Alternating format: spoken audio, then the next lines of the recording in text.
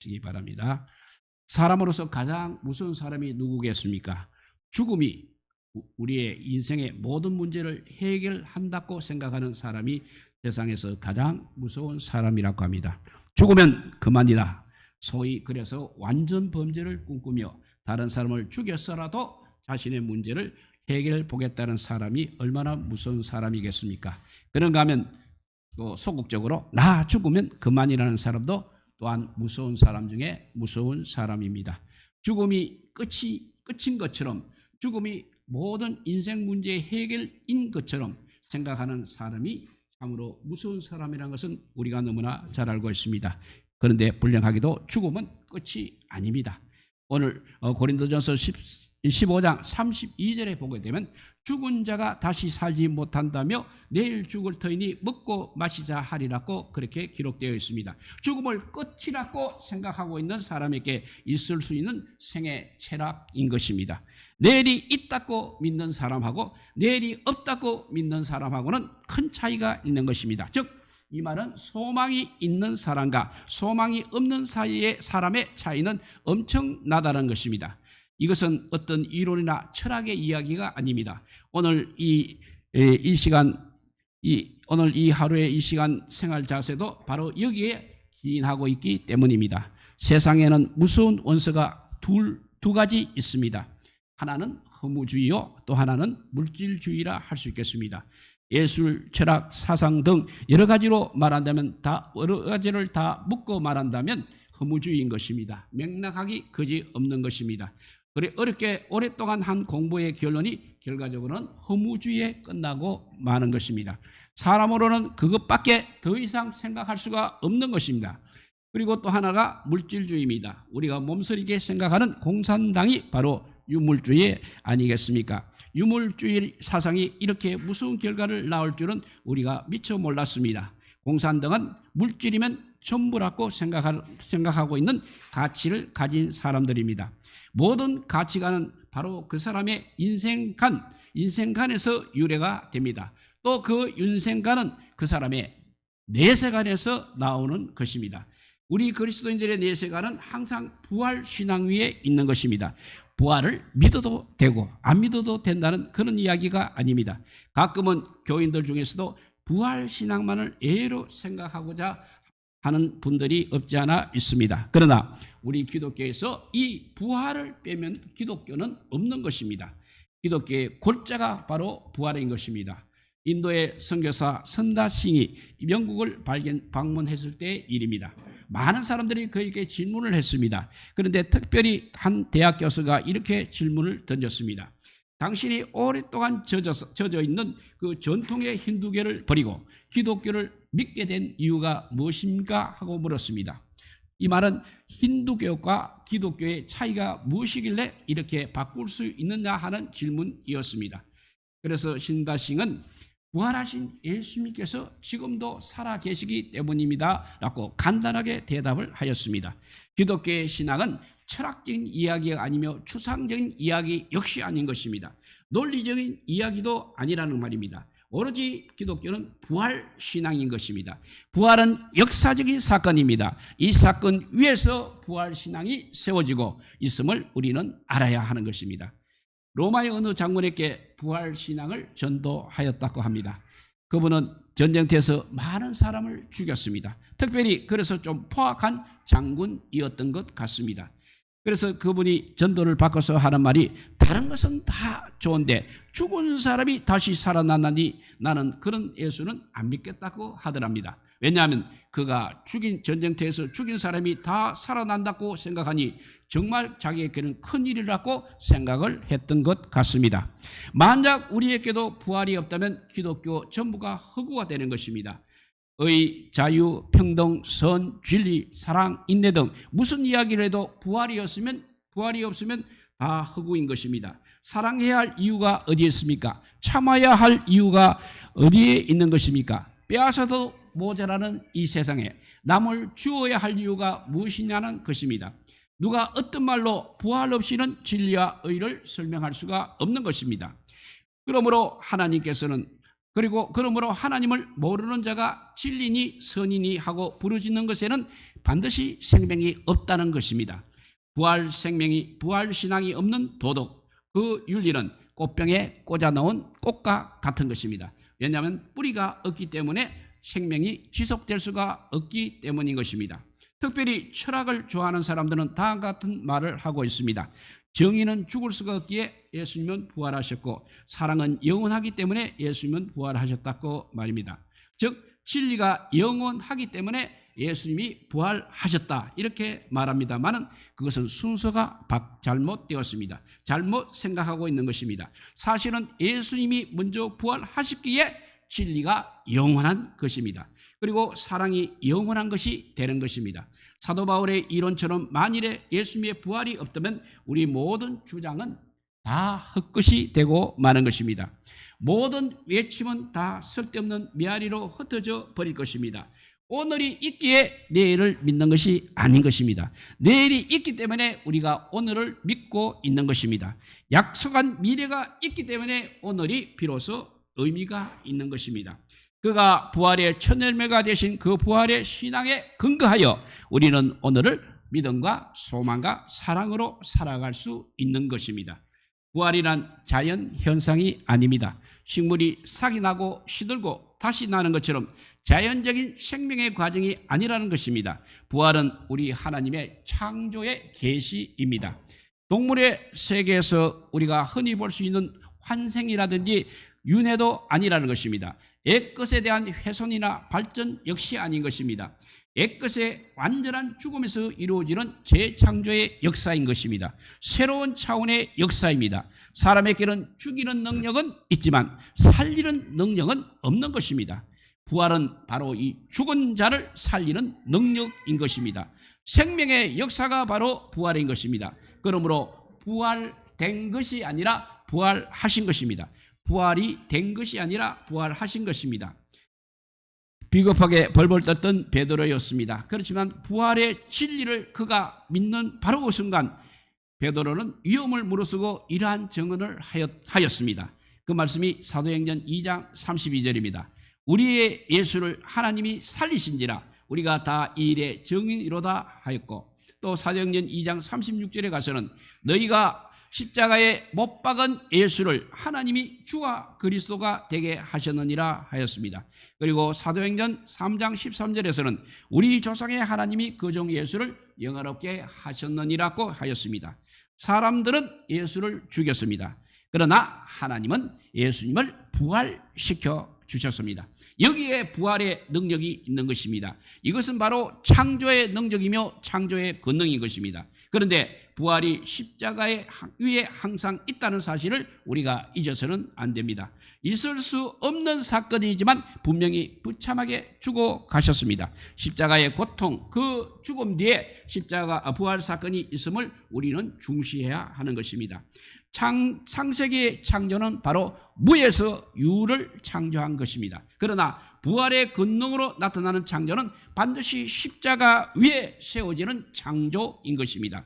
이것이 더 놀랍고 위대한 우리 하나님의 권능임을 우리는 알아야 하는 것입니다. 십자가는 어려운 죽음을 말하고 있습니다. 의인의 죽음입니다. 하나님의 의의 계시를 말하고 있습니다. 하나님의 공의가 계시된 것입니다. 또한 사랑이 담긴 헌신의 죽음이었습니다. 위하여 죽는 죽음이었습니다. 이것이 바로 십자가인 것입니다. 사랑 때문에 죽으셨습니다. 하나님의 구체적인 사랑의 계시가 바로 십자가에 나타난 것입니다. 그리고 이 죽음은 자발적인 것이었습니다. 성경은 확실하게 그것을 증거하고 있습니다. 얼마든지 예수님은 십자가를 피할 수가 있었습니다. 죽지 않으실 수가 있었다는 말씀입니다. 아무리 보아도 피할 길은 여러 번 있었습니다. 만약 예수님께서 예루살렘의 유월절에 들어오시지도 안 하셨어도, 만약에 빌라도 목전에서 단 한마디만 잘 말씀하셨어도 죽음은 얼마든지 면할 수는 있었습니다. 만약에 있었습니다. 빌라도는 그래서 이것이 납득이 되지 않아 이렇게 말합니다. 내가 당신을 죽일 수도 살릴 수도 있는데 왜 말이 없느냐고 답답해 했던 것입니다. 예수님의 죽음은 자발적입니다. 의인임에서도 죄인인 것처럼 이렇게 죽어 가셨습니다. 이 자발적인 죽음이 바로 십자가인 것입니다. 죽여서 죽는 것이 아니라 내가 죽음을 선택하는 선택적인 죽음이 바로 십자가라는 것입니다. 또한 하나님의 뜻에 위탁하는 것이 바로 십자가입니다. 겟세마네 동산에서 예수님께서는 내 뜻대로 마옵시고 아버지의 뜻대로 하옵소서라고 기도하셨습니다. 깨끗이 내 생명을 아버지께 위탁할 때 그 위탁의 결과로 십자가가 주어지는 것입니다. 아버지의 뜻에 온전히 복종하는 그 역사가 바로 십자가인 것입니다. 그리고 대신 죽으시는 죽음이 십자가인 것입니다. 죽을 자를 위하여 산 자가 대신 죽는, 즉 죄인을 위하여 의인이 대신 죽으신 것입니다. 재물적인 성격을 가진 제사성의 죽음이 바로 십자가의 죽음, 십자가라는 것입니다. 이 완전한 죽음에 우리 하나님의 능력이 나타나셨습니다. 십자가는 그래서 하나님의 능력이며 지혜의 결정체인 것입니다. 바울이 바로 이 사실을 알고 있었습니다. 알수록 그는 더 알고 싶어 했습니다. 그래서 그는 모든 지식과 모든 능력과 모든 희생을 다 동원하고 있습니다. 오늘 본문에 보면 바울은 지난날에 좋았던 모든 것을 분토와 같이 여겼다고 했습니다. 그것은 그리스도를 아는 지식이 너무나 고상했기 때문인 것입니다. 바울은 십자가 외에는 더 알지 아니하기로 했습니다. 지식에까지 십자가만 알기로 결단하고 살았다는 이야기입니다. 바울은 무척 알려고 했습니다. 안다면 문제는 매우 중요한 것입니다. 어떻게 십자가가 하나님의 능력입니까? 그것이 무엇을 의미하고 있는 것입니까? 왜 십자가 사건이 있어야 하느냐 것입니다. 이것을 사도 바울은 알고자 했고 일생을 통해서 배웠던 것입니다. 그래서 비로소 깨달았습니다. 죄인을 의롭게 하시는 능력이 바로 십자가 안에 나타나 있음을 알게 된 것입니다. 영생을 주시는 생명의 능력이 바로 십자가 안에 있음을 깨달았다는 것입니다. 그리고 좀 더 알기 위해서 바울은 고난에 참여하려 했습니다. 같은 경험에 들어가기 전에는 같은 지식을 얻을 수 없다는 것은 너무나 상식적인 것입니다. 그래서 바울은 그리스도처럼 고난을 당하여 그 예수 그리스도의 고난에 반드시 동참하려고 했습니다.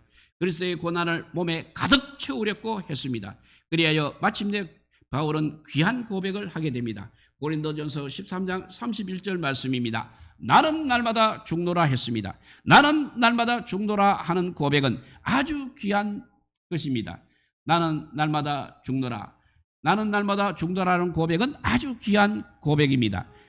시간마다 사건마다 바울은 날마다 죽었습니다. 좀 더 나아가서는 예수 그리스도처럼 죽으려고 했습니다. 오늘 본문에서 본 것처럼 바울은 그리스도처럼 사는 것만이 아니라 그리스도처럼 죽으려고 했던 것입니다. 사실입니다. 적어도 사람다운 생은 할 수 없이 죽는 것이 아니라는 것입니다. 내가 죽는 것입니다. 끝까지 살아보겠다고 바둥바둥하면서 있는 방법 없는 방법 다 동원해다가 죽는 것을 보게 되면 정말 민망하기 짝이 없는 것입니다. 순교가 무엇이겠습니까? 순교자는 자기 스스로 죽음을 택한 사람을 의미하는 것입니다. 자기 스스로 죽음을 택한 사람을 우리는 순교자라고 하는 것입니다. 얼마든지 죽지 않을 수 있는 것입니다. 그러나 그리스도를 위하여 자기 스스로 죽음을 택할 때 이것을 순교라고 하는 것입니다. 오래 살고자 애쓰지 말고 정말로 사람답게 그리스도인답게 그리스도를 위하여 결정적인 선택을 할 수 없겠습니까? 그리스도의 죽음을 본받아야 비로소 그리스도의 능력을 체험할 수 있는 것입니다. 그리스도처럼 죽어야 그리스도처럼 살 수 있음을 깨달아야 할 것입니다. 그런데 우리는 왜 십자가 없는 부활을 바라고 있는 것입니까? 오래 살아야 하고 편하게 살아야 하고 또 성공을 해야 하고 십자가가 없어야 하나님의 능력이라고 어리석은 말을 하고 있는 것입니까? 예수님께서 십자가에 달려 돌아가실 때 그 밑에서 소리 지르며 뛰어내리라 그리하면 우리가 믿을 것이라고 하는 외침과 그것은 무엇이 다르다는 말입니까? 요한복음 11장에 보게 되면 나사렛의 죽음에 대해서 그의 누이 동생은 예수님께서 여기 계셨다라면 내 오라비가 죽지 않았을 것입니다 라고 원망적으로 이야기를 하고 있습니다. 또한 군중들은 저가 장님의 눈을 뜨게 한 분인데 사랑하는 나사로를 죽지 않게 할 수 없는 자고 그의 능력을 논하고 있었습니다. 사람들은 죽을 뻔했다가 살아나면 바로 그것이 능력이라고 하고 있습니다. 꼭 살아남아야 하고 꼭 복을 받아야 하고 무엇이든지 잘 되는 것, 즉 무엇이 잘 되는 것이 바로 십자가 없는 능력입니다. 십자가 없는 영광을 생각하고 있는 것입니다. 성경은 그렇게 말씀하지 않고 있습니다. 십자가를 통하여 예수 그리스도를 통하여 예수 그리스도와 함께 죽어진 후에야 하나님께서 그를 일으키시는 능력이 있음을 명심하시기 바랍니다. 간혹 궤변을 논하는 사람들이 있습니다. 예수님께서 이제 우리의 고난을 다 당당하셨으니 우리는 이제부터 편안하게 살아야 한다는 얌체 같은 발상을 하고 있습니다. 우리를 위하여 죽으신 예수님을 쳐다보고 살아가는 사람들이 어찌 그렇게 편안하기만 바랄 수가 있는 것입니까?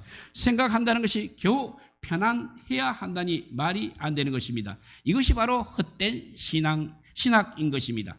죄로 인한 죽음과 또 저주의 고통, 심판의 고난은 예수 그리스도와 함께 다 제거가 되었습니다. 그러나 우리는 사랑의 고난, 선물로 주시는 시련, 우리를 또 교육하시는 훈련, 어려운 자의 고난, 그리스도인의 순교, 이것은 우리에게 고난이 아니라 특권인 것입니다. 순교를 영광이라고 부르는 이유가 바로 여기에 있는 것입니다. 예수 그리스도를 위하여 당하는 최고의 영광인 것입니다. 이 고난은 곧 부활의 능력을 함께 체험하게 되는 것입니다. 예수 그리스도와 함께 죽는다는 것은 앞에 있는 부활을 볼 뿐만 아니라 현재도 예수 그리스도로 인해 당한 고난만큼 죽은 것만큼 살리시는 능력을 오늘 깨닫고 오늘 체험하고 오늘 우리가 감격해 할 수 있는 것입니다. 그래서 바울은 11절에서 어찌하든지 죽은 자 가운데서 부활을 이루려 하느라고 말하고 있습니다. 죽어서 부활을 이루려고 했습니다. 앉아서 부활을 기다리는 것이 아니라 죽어서 부활을 이루려 했습니다. 부활로 가는 것입니다. 부활을 붙잡으려고 했습니다. 부활을 깨닫고 부활로 살려고 하였습니다. 부활로 살려고 하였습니다. 부활의 능력으로 죄를 이기고 절망을 이기는 것입니다.